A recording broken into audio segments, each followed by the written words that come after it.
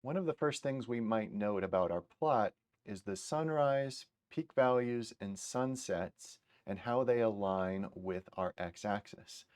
So these ticks are located at 12 o'clock in the morning on the date labeled on the tick. So this is 12 o'clock in the morning on March 5th.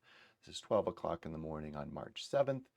And you might notice that for some reason we see our par being above 0 at 12 o'clock in the morning, which doesn't really make a lot of sense. And that means, well, we have to remember the whole issue with time zones and that our data are currently in Coordinated Universal Time, or UTC. So ultimately, if we go back to our code, this is where it's a good practice to move to the local time zone. Our purposes here are for quality assurance. We're not just doing data processing anymore. We're trying to make sure the data makes sense. And here is where you really do want to move away from UTC, at least for the visualization, so that we can look at photosynthetically active radiation and see if it's high when it makes sense to be high for the local time zone. So somewhere in here, we need to think about time a different way. Now, right now, our table $time, if I look at its attributes,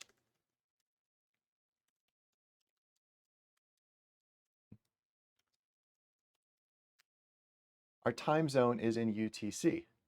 Now, this time zone attribute is basically not really telling us about how the time is stored. What it's telling us is about how the time will be related to us. How the time is related to us is actually independent of how the time is stored. The time is actually always stored as a UTC time. It's just this T-zone attribute is telling us how we want to look at time when the computer is showing us time. And right now it's just showing us the time zone, or it's showing us the time zone in the same time zone as the way that it's stored because that's both UTC. But now what we want to do is be able to see the data in the US Mountain Time Zone instead of the UTC time zone. And that's why POSIX CT is so convenient, is without changing how time is stored, we can simply change how we're looking at time by changing the time zone. And you can use the same attributes function in order to do that. So if we do attributes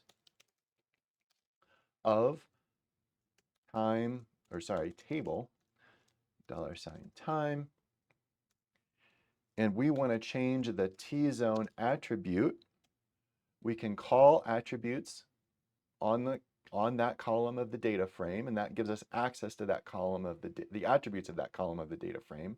That's going to be a list with an element called $T-zone, as we see here. And we can change that element of the list by using the assignment operator. And there's a couple ways to do this. We can either put America/Denver. That's one way to do it, or US/Mountain. Both of those will work, and there's a function that you can call called Olson names. And if you run that function, it will spit out a list of all of the valid time zones that you can use on your system to designate the different time zones that you might want to use for your data. So we're using America Denver, which is in the Mountain Time Zone, or we can specify directly US Mountain Time Zone. So now if we change the attributes to US Mountain, I'm going to go ahead and run this chunk. We can now look at our table $time, and you'll see that the first time, remember before it was 12:30 in the morning, now it's 17:30, and it's on 3/3, March 3rd, so it's the day earlier at 5:30. And this actually makes a lot of sense. 5:30 p.m. on the day before, that's more likely to be a time that I'm going to be out there putting out a PAR data sensor. It's pretty unlikely that I'm going to be doing that at 12:30 in the morning.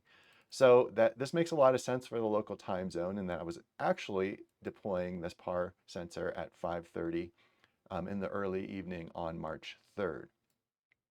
And it also designates the time zone here as Mountain Standard Time in this case, because March is before we switch to daylight savings. Therefore, this is MST.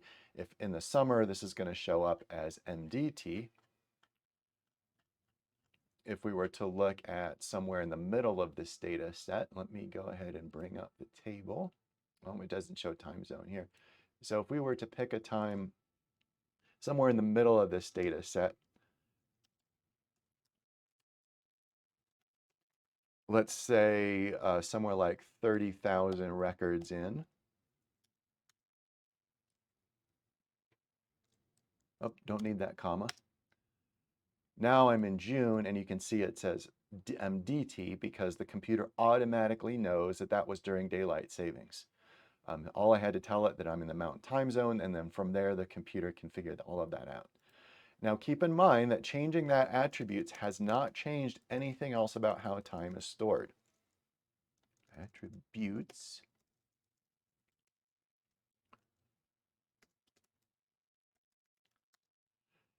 The number is still exactly the same as it was before. All I've done is change this attribute to US Mountain, which subsequently makes it so R in the computer will show that time to me differently when I use it in calculations or visualizations.